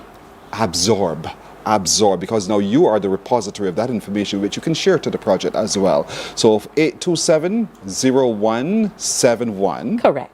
Yeah, I have a good memory with numbers. 827-0171. Send a WhatsApp message and start that connection indeed, because think of it for just a moment. Those of your family who traveled to the United Kingdom to work, to settle and then to repatriate money back to Barbados to help you as well. And you have a story to tell because you remember those stories. If you can look around, you could find something that you've kept very precious and dear to you, whether it's a ticket, whether it's a ticket for travel to the United Kingdom, or something they brought back for you that reminds you of that moment. 827-0171. Send a WhatsApp. Let's begin talking. Let's begin capturing all of this data. And so one of those living fossils, you said the word, Dr. Teresa, is the Reverend Buddy Larry. Reverend Larry, we've talked about this for so long, capturing the story and seeking for people to get what's their just reward as well. But as someone yourself who's been a part of that journey from Barbados to the United Kingdom, living there, working there, and experiencing there, help us understand. Okay, thank you very much. And good day to those who are listening to us. This is very important, and to be here after the presentation by David Commercian and the team that went to England. I was in England. I only returned on the 1st of July to celebrate my birthday here on the 2nd of July. And it is very important that I launch, while I was in England, I launched this book. And the book is called Man of Vision with a Mission Speaks, the 400th anniversary from 2027 of reparatory justice. Which is exactly what CARICOM is talking about, reparatory justice. So it's not coincident. So I really thank CBC for having us on at this time. Yes. Now, to put that project into context, let's see what happened. In 1955, Barbados experienced Hurricane Janet. Yes. And just like Teresa said, her family, my eldest sister from my father was given a free passage to England immediately following Hurricane Janet by an entrepreneur, not the government. And she went to England, and quickly after, about 4 brothers and sisters went to England after her. So she was the pioneer. But the government did something that, following Hurricane Janet, they established a social fund. And the brothers and sisters that were under 16 years old was, let's say, accommodated. We were not the only family, obviously, but something happened that just, 8 years old, 8 years after the hurricane, I went to England. 1963. 1963. What I didn't know at the time, but it turned out, Barbados was the only country in the Caribbean that Barbadians were being recruited so you could get a job before you leave here. And we went up on the buses as bus conductors. We went up British Rail as train guards, and also London Transport as train guards, nurses, and also with Lions. So there was a whole caliber of opportunities, yes? But at the same time, the rest of the Caribbean nationals could go to England just by booking the fare and going, because, as Teresa said, we were British subjects or British citizens. What we did not know, and this is so important, is that in 1958, there was, let's say, social disturbance because the people who went up in 1948 on the Windrush, yes, how they were treated badly. And although Britain was recruiting, we didn't know of the bad treatment they were receiving. Didn't come back. Didn't come back. And for you to tell someone, oh, you shouldn't go to Britain, they're saying, oh, you don't want me to go because you're reaping so much benefit. So that is how it panned out. So everyone who had the opportunity to go to Britain, whether you wanted to study or wanted to work, you go. But remember, bus conducting was so important that even the Prime Minister, a future Prime Minister of Britain, took after leaving school in England, he took the bus? He applied for a bus conductor job and failed. He did not pass the test. Wow. So what we went through here in Barbados was so rigorous that even people in England could not get it. But we succeeded. But we succeeded. And that's something to celebrate. And that's what this project hopes to also capture. Yes. Those glorious moments when we showed to the rest of the world, we showed up as people from the Caribbean, people from Barbados particularly now, and who had all the skill sets to succeed. But what I liked in your story, you wanted to say something. I wanted to emphasize that the persons from Barbados, before they even touch foot in England, whether by ship or by plane, were trained here. So they had to go, the recruitment place was Fontabelle. Yes. Yes, and we should have that spot placed as a heritage site. They were trained excessively. So before they even left Barbados, they understood England from a rudimentary point of view. Yes, much like how we still are in schools, and then we go and experience it. Yes. But it was the shock, because you were mentioned, you were at that point in your story that I think is so interesting, that we left here with the idea that we were going to glory, and then what we said is instead of glory, we got gore. We got a totally different experience. Let's talk about the resiliency of the people of the region when they met what they did not expect. What we met and could not understand is how I could only speak as a conductor before I became a driver, and to be an inspector, that was a dream. That we did succeed, right? Because we are so resilient, yes? But people handing you money and they don't want their hand to touch yours. Because you were black. And people saying to one colleague of mine, you resemble someone I know, but I can't place it. And for 3 days, because people catch the bus at a particular time, and the bus is on time, yes, and person said, after 3 days, oh, I now remember you. You remind me of the gollywog on the jam jar. You know, that was so bad. Yes. Are you saying, listen, you just suck some wind out of me. I'm telling you. By that reference alone. And how did you respond? Just out of curiosity. There was nothing you can do because passengers is right. Passengers are right. Okay. That was the time. That was training that we had. Wow. Yes. In other words, fit in. Don't create mischief. Don't create mischief. You're talking about you put out your hand, and people, instead of giving you the fear, they spit at your hand.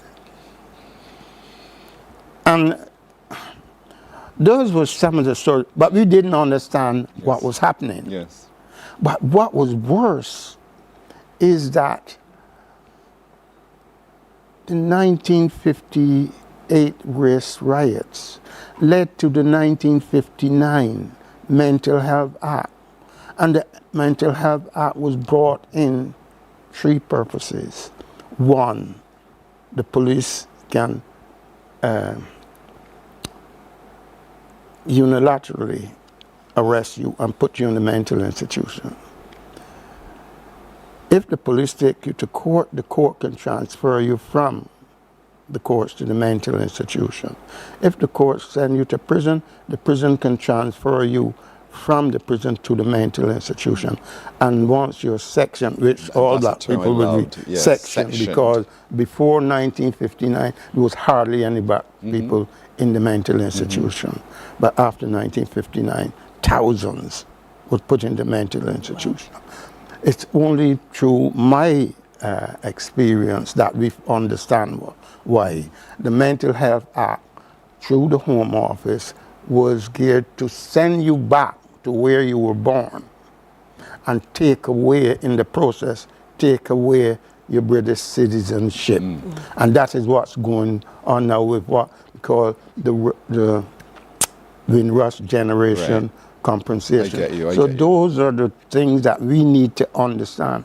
And until we have those stories told about, could you imagine where it was said, 40,000 Caribbean nationals or black people will be misdiagnosed in their lifetime. 40,000. And Pearson, I must point there that the Mental Health Act was not new. It was an act during the time of enslavement. It literally existed, and it was used many times against not just our people, but their own people, primarily women as well. So Jenkins, for instance, what we know as Jenkins, was actually a plantation, and then it became what we call the Barbados Psychiatric Hospital. Wow. So you wouldn't, unless we keep talking about our history, we may miss those little nuggets of history. And the Windrush program, the Windrush Anchor program, of which I'm so proud to be a part of, as tells the wider story of the Windrush generation. We must not completely sideline that these people went to England and they made a living out there. They're stories that have not just shaped the UK, but shaped Barbados. And so those stories are what we want to capture in this project. Yes, 827-0171. 827-0171. When you're sectioned in the UK, it's like a damnation. And so lots of our ancestors, our people who are still probably alive as well, who've contributed to our upbringing, have been through that process. The Reverend Baudelaire has. And so he's fought, he's won his case indeed, but many, many people are still sitting in total ignorance, not knowing that they can do something about it, erasing that part of their history. But we want to capture all of those histories. And so contact Teresa Patterson on 827-0171. Send her a WhatsApp message. Now, Teresa, I know of someone, or my family has been through this. I want to talk about it. And so she will reach out to you and we will capture what you already know. If you have anything in your house from those moments of time or those exchanges when your relatives returned or they would have sent something in the mail to you, have them, give them to Teresa and the project, because we want to be able to tell fulsomely the story of this experience indeed. You wanted to say something? I close on this. This is the book, you just mentioned it once, your section. This is book called Against the Edge, Patient or Prisoner. This tells the story of those people who the Mental Health Act. And remember, all Caribbean countries under British control operate the Mental Health Act. The Mental Health Act was born out of the 1661 slave code, which said that black people could not suffer complex mental illness. You had on today this is another book written in that context, The Journey from Africa to Barbados and back. This is exactly what is being discussed. And I like your juxtaposition of Africa to the Barbados shape as well. You know, Africa's a lot closer than we've been told in school, and so we have to be reshaped, and that's what this project's about. Understanding and reshaping our understanding outside of the narrative that has been thrust into us over time. I call it mourning into dancing. Oh, I love that. We turn our mourning into dancing, and so we can celebrate not just what our parents and foreparents have been through, but their resiliency and their ingenuity and how they've been able to survive and push their way through. That's strength. That strength has to be acknowledged indeed. So we will turn our morning into dancing by telling our stories indeed. 827-0171. Please remember that number. It's an important number for you to remember indeed. And you may not be able to do it now, but over time as it sinks in your head and you're conscious, you go, oh my goodness, I do have. What's that number again? It's 827-0171. Write it down. Put it somewhere. It is to be remembered because it is important that you tell the story. Thank you so very much, Reverend Lawyer. Thank you. Teresa. Thank you. Thank you. And the great work you're doing at the University of the West Indies as well. Thank you. For us, the people. You can also follow me on TikTok. I am the 246 historian. All right. The 246 historian on TikTok. For those of you abroad, look for her. The 246 historian. And you can reach out to her there as well. Thank you so much, both of you. You're more than welcome. You too. Thank you. Morning Barbados comes right back right after this. Morning, morning, morning. Good morning. Good morning to you.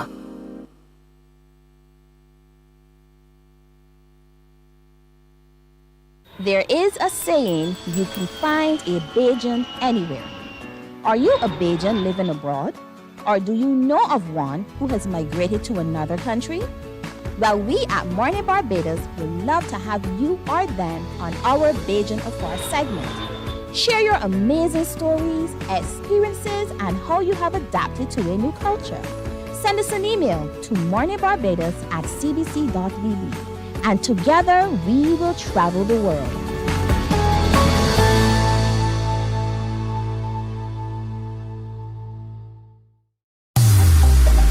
Preserve your personal priceless memories. Here at CBC, we transfer VHS, DVDs, Beta, U-matic, and DV cam tapes to modern digital formats. Safely, quickly, and affordably.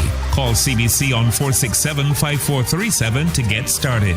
In just 2 weeks, your memories will be ready to relive and share again.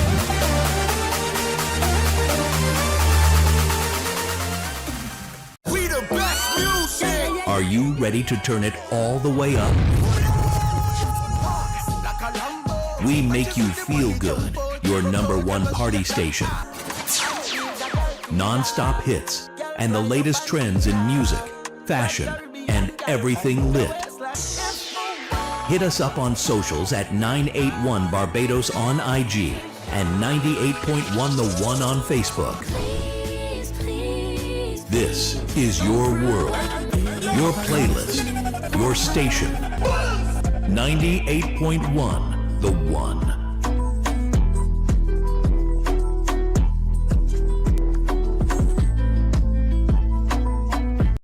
Books open your heart, your mind, and your soul.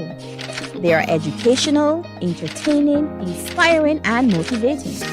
Are you an author of a recent book you want to share? Then Mornin Barbados would love to feature your book in our The Next Chapter segment. Send us an email to morninbarbados@cbc.bb. That's morning without the G. Come and let us turn those pages together. Some ask, what makes Barbados so special? We at Mornin Barbados say it's you, our exceptional youth. You are talented, resilient, and inspirational. You are the epitome of the Barbadian spirit, testing the boundaries of your creativity. If you are an entrepreneur, artist, baker, designer, author, or have done anything you think should be highlighted, email us at morninbarbados@cbc.bb. Let us show the world our exceptional Bajan youth. Morning, morning, morning. Good morning. Good morning to you. Pull the trigger. Shot track. Oh na na, oh na na na na. It's trap. Oh na na, oh na na na na. I want you to come downtown and look for me. Take a bite of the guava.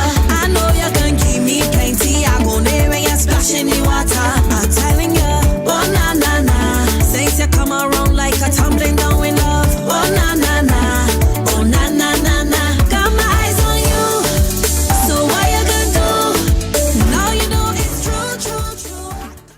Sweet for days, indeed. That's Kira of the House of Soca. You better believe it. Eyes on you, and the eyes are on you, Kira. Yes, definitely. I Good saw morning. you move into that jam just so very sweet. It's a Very piece of sweet. sweet soca. And so how has the season been for you so far, though? The season has been going great, I must say. I am showing up a lot more than I was last year, and I love that for me. And we all love it for you as well. Thank If you can see for yourself, folks, these ladies have come dressed in their gowns, because with me also is Uzima from the House of Soca. Uzima, morning to you as well. Good morning to All you, eyes on you Pearson. too. Thank you. How has the season been for you? The season was quite good, I would say. It's my first time coming out as a Calypsonian. So Because you've always done backup. Backup. Working in the management of the tent. yes. So it has been very good. The song is being well received. It's interesting that you brought me today because with the conversation that happened before, my song speaks about that, about the power within and the importance of understanding that you're black and we should be proud of it. So you would almost think that it's a series that was well planned, but sometimes these things happen. But I'm enjoying the process. And the whole season of Crop Over, folks, comes out of the history of who we are as a people and the struggle we've had as a people and how we celebrate when we done work. And that's what this is all about. We're celebrating the success of the completion of another good crop for the year. And now the slave owner says, go and have your fun. And we're having our fun. But we're writing our stories and we're singing our songs and we're celebrating and putting on the best show ever from all that's within us as natural people. And so that is what Crop Over is all about. And the House of Soca captures that. Captures all of that energy and tells that story indeed. They have the incubator with the juniors. I just love that junior tent, a tent just for juniors. And so they're incubating the next set of Calypsonians who will come through. But it's more than just social commentary. There's also soca, sweet soca, and all the rest of it. And so Kira, you've spent years in this genre now. A few years in it indeed. I'm not making you old. But what about it brings you back every year? The thought of first, let me just say it has been 19 years I have been singing commentary. You grew up, girl. I know, right? From junior runner right up. For me, it's about being a voice for the voiceless, touching stories and speaking for persons that afraid to speak up for themselves or afraid to raise issues that needs to be addressed. And I really love the stage. I just feel like I belong there. So it's just about the love for the culture, for the music, for the people, and that's what keeps me going. Because if it was just about the money or the competition, guarantee I would have been giving up long time. Because the first time I made finals was in 2023, then I repeated as a reserve for 2025. So I'm just awaiting the results on Thursday to see now if I'm in the judges' favor this year. All right, still on you again. So what are you doing for judging? What did you do for judging? I sang a song called The New Mindset. It's basically, long story short, saying that persons will sell their souls to gain the world. So I touch on things that people do to make more money, to get positions, to get clout on social media. I spoke on Kamala with the issues overseas with the oil and a lot of different things I think persons could relate to. So. And so, in terms of putting that all together, the new mindset, who wrote that song, penned that song? It was written by the mighty Gabby.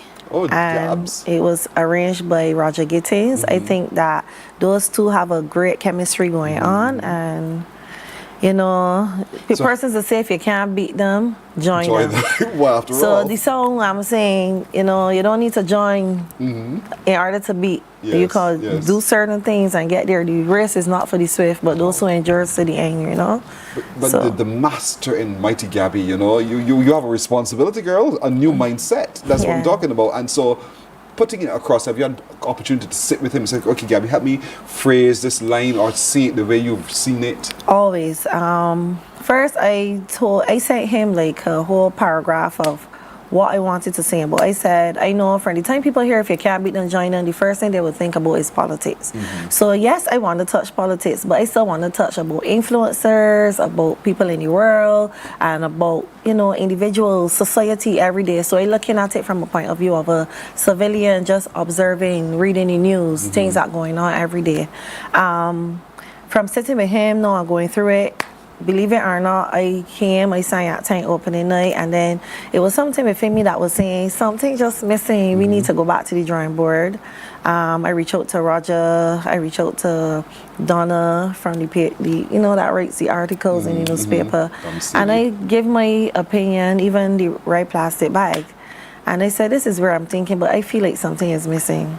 So I got opinions from each, took it back to the mighty Gabby, and he said, yes, this is what we're gonna do. And we changed it up. By the third tank, I was able to sing what I wanted to, and you know, going back to him, he would got me singing over and over and over, recording each line, and he said, no, do it without the guitar. All right, let me do it with the music now, and record that. You got that?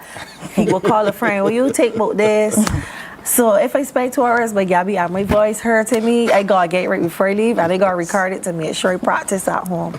So I like that he doesn't think because he's a mighty Gabby he can't assist. He finds the time to help, and he has the patience to help. So I really do appreciate that about him. You've grown so much, Kiri. You've grown so much. I'm happy for your success thus far. Thank you. Ozima, what's this name?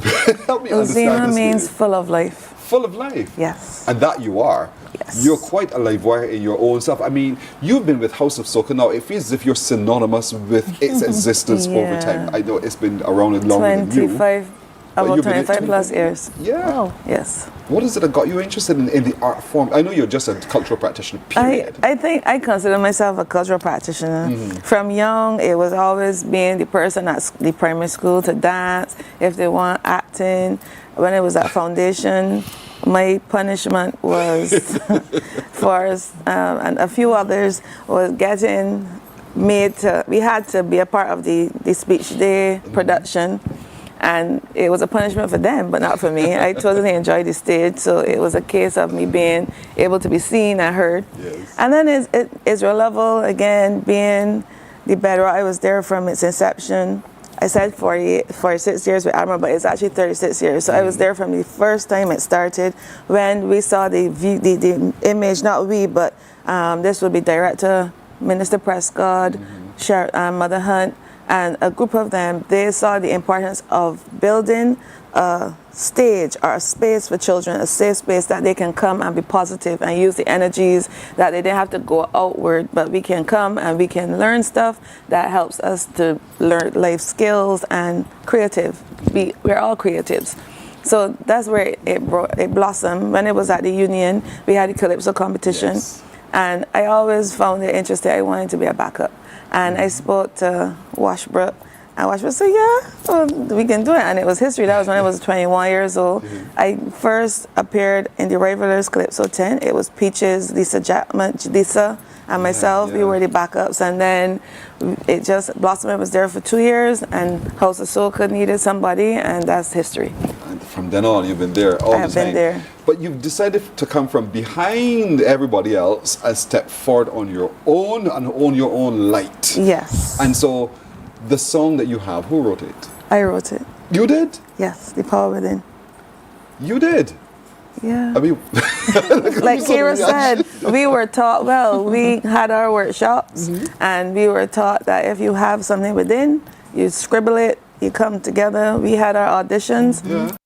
Tell you, I came with this piece of work, and Donna was like, this thing heavy. Lord, I know, this thing real. Why you coming out with this here? And it was, whew. And she's like, Marsha, everybody know you as lively and things, why you coming? But there's something in me. Yes, yes. I can't separate my blackness. Yes. As people say, a woman may color say, but I'm black. Whether you like it or not, I'm a black woman. Yes. And it's important that we understand who we are. And just like Reverend Buddy and the lady said, the professor, you have to appreciate who you are.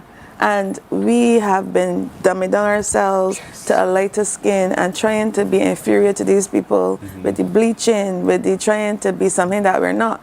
Just be yourself, be black, and enjoy it. And I'm sure that we could be just as effervescent and seen and heard as anybody else. That is a powerful statement. That's the power in you, Marsha. Yeah, the power within. And so you've written this song, and who arranged it for you? Andre Blackett.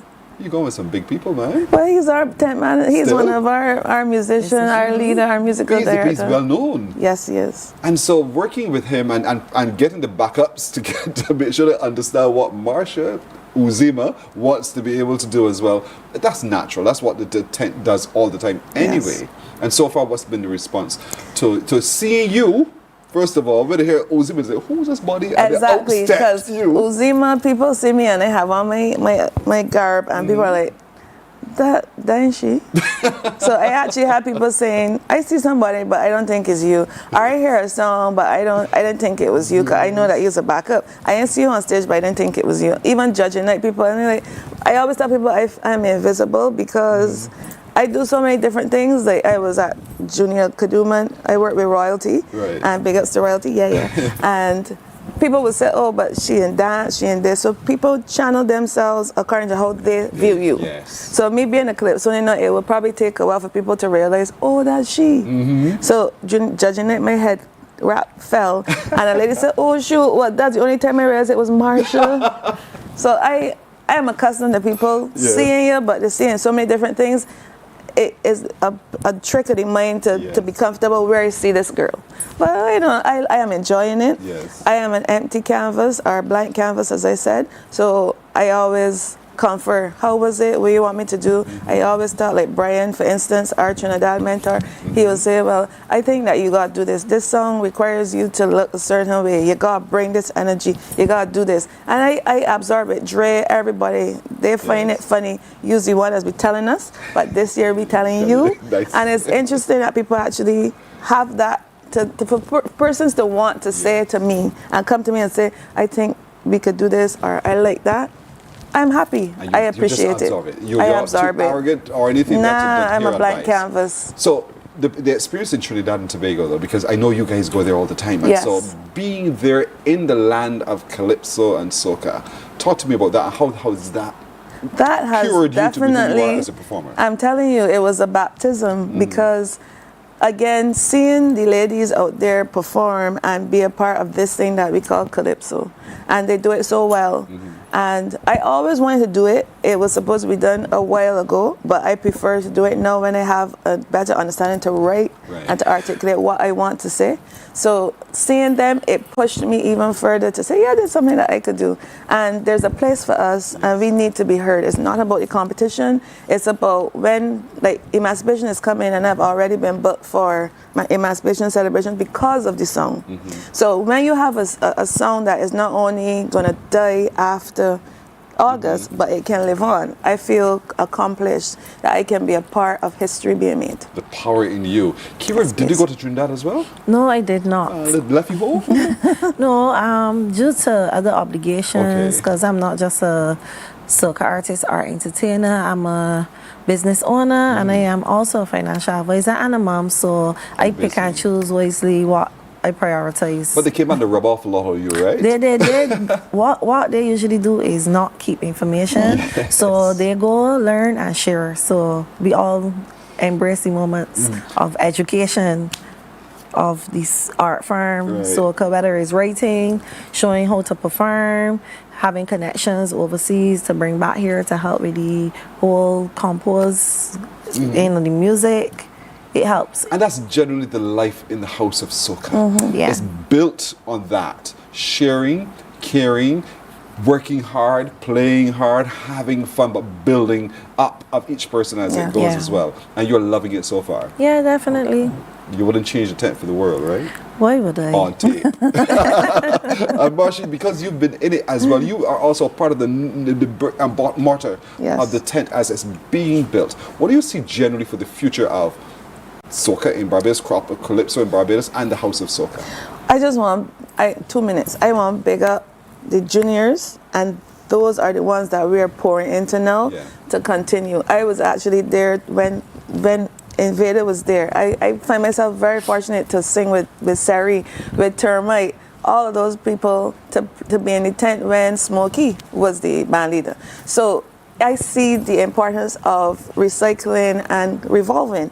And we have been placing a lot of emphasis in the juniors so that they too can understand the importance and the bedrock of what this thing is, the foundation, to see it through, because we're not going to be there forever. So once we lay a good foundation, big ups to Sharon and all the team. It's a team effort. They've been doing a wonderful job. We feel unseen sometimes, but this year in particular, I can tell you, Pearson, we've been doing it, and we've been bringing it every year, and we continue, and we intend to keep bringing it. So Barbados Lookout for House of Soca, no apologies, because we're coming big and we're coming better every single year. Like it bad, like it bad. All eyes on you with Kira, the power in you with Uzima, who will perform for us right after this break.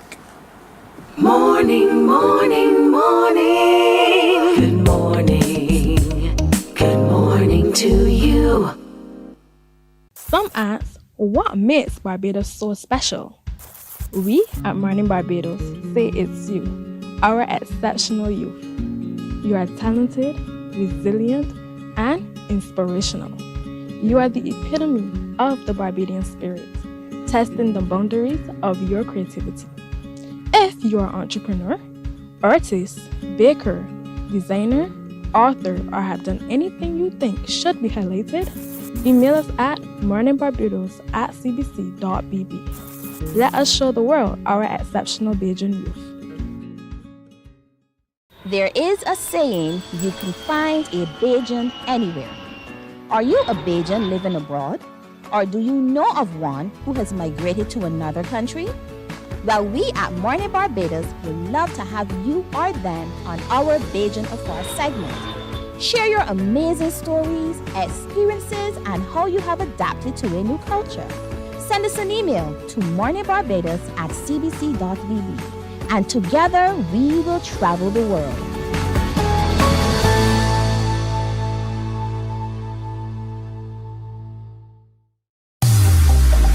Preserve your personal priceless memories. Here at CBC, we transfer VHS, DVDs, Beta, U-matic, and DV cam tapes to modern digital formats. Safely, quickly, and affordably. Call CBC on 467-5437 to get started. In just 2 weeks, your memories will be ready to relive and share again.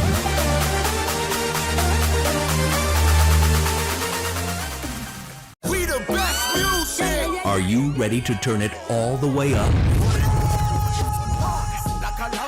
We make you feel good, your #1 party station. Non-stop hits and the latest trends in music, fashion, and everything lit. Hit us up on socials at 981 Barbados on Morning, morning, morning. Good morning. Good morning to you.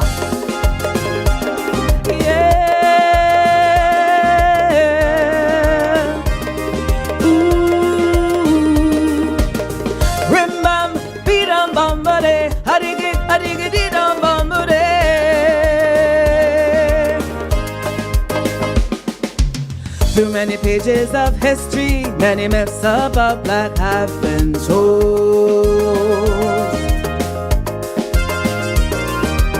They spread black fallacies across the entire world.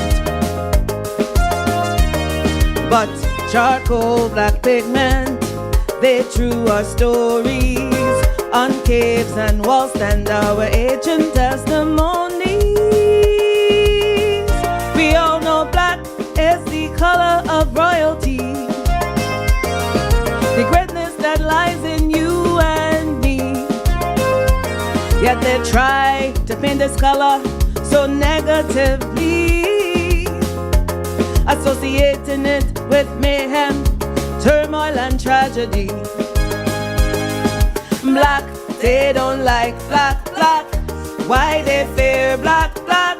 They gon' tell you that black magic where you only see evil and fear, so you better don't come near. They say that your darkest day is a Black Friday, where we sure to face dismay. They try to keep me back, they try to make we hate black, 'cause they know black is the color stronger than any other. Tell them we proud to be black, proud to be black. Tell them we proud to be black. Tell them we're proud to be black, proud to be black. Tell them we proud to be black. Oh na na na na, oh na na na na.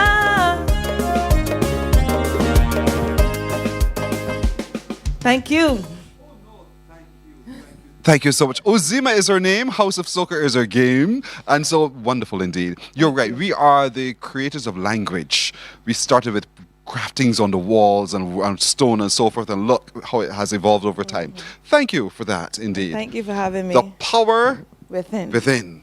That is what the song is called, and so we're looking forward to seeing you in the final. So Thursday night, we want to hear you. I received that. Thank you very much. Not a problem indeed, and all the best for the rest of the season to you. Thank okay? you very much, Pearson, and You're same welcome. to you. Thank you. And so that's it for today, everybody. We little one wants to say thank you too for joining us. Be it the will of the Lord, we'll see you tomorrow. Take care. Bye bye. Wake up, wake up, wake up, wake up. Barbados, get up. Good morning. Good morning, Barbados. Good morning. Good morning to you.